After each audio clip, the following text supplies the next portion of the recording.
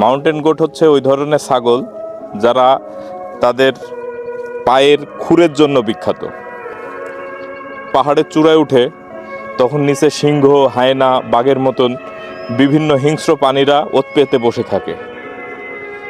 তারা আশায় থাকে যে কখন সে তার এই খুর পিছলাই দিকে পড়ে যাবে এবং তাকে ছিঁড়ে খুঁড়ে খাবে।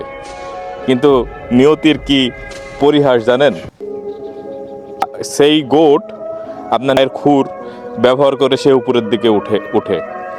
তো আপনাদেরকে এই মাউন্টেন গোটের গল্পটা বলার একটাই হচ্ছে কারণ যে আমাদের আশেপাশে সমালোচকদের শেষ নাই।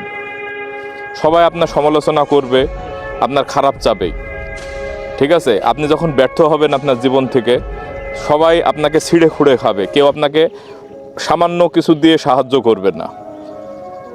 তাই জীবনটাকে মাউন্টেন গোটের মতন তৈরি করতে হবে। যত পরিশ্রম করবেন, যত আপনার নিজের প্রতি কনফিডেন্স, আত্মবিশ্বাস বাড়াবেন, আপনি ভাই তত সামনের দিকে উঠে যাবেন।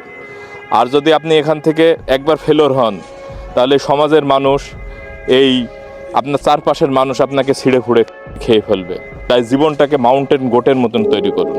নিজের আত্মবিশ্বাস এমনভাবে প্রতিস্থাপন করুন যাতে আপনারা সামনের দিকে উঠে যেতে পারেন।